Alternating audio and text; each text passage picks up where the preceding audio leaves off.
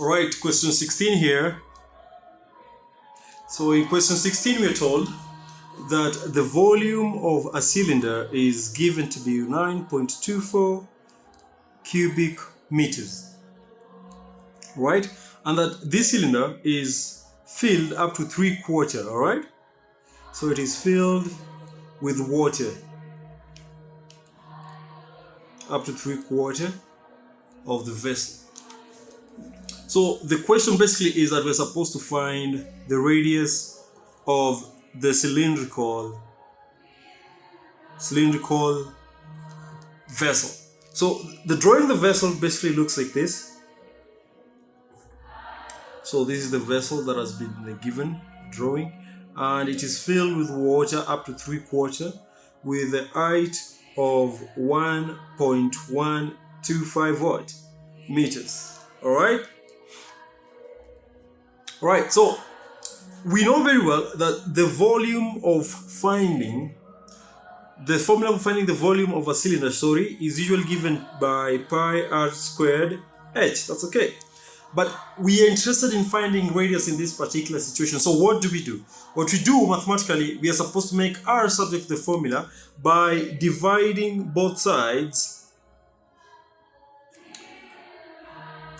by pi and h. Now, when you divide both sides by pi and h, basically you're going to have v all over pi h equals to what?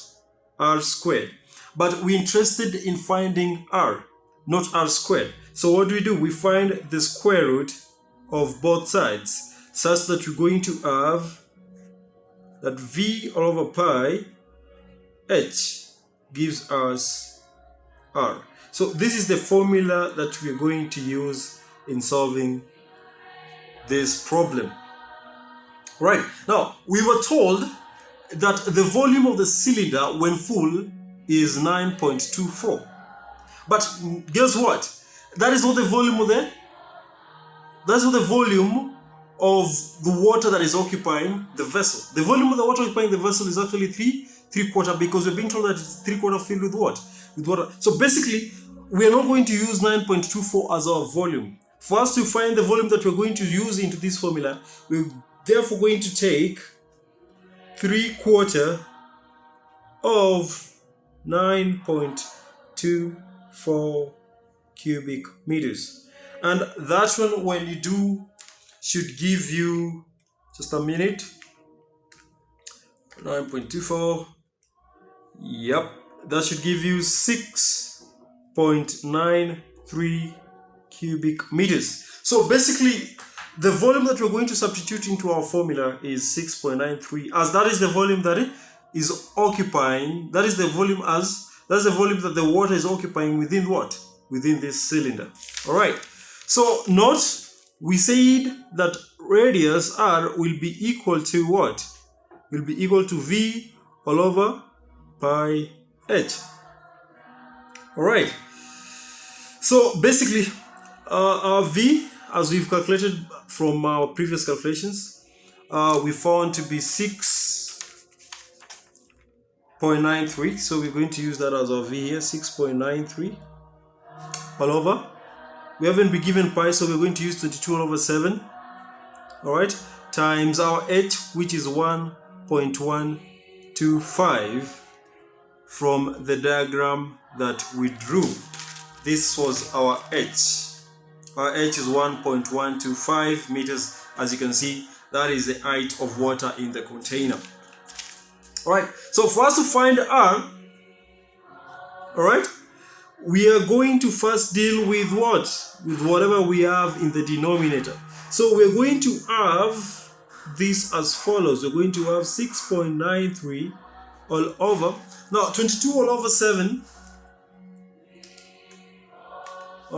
times 1.125 basically will give us 99 all over 8. Now this simply means, what this means is that let me just create some space here.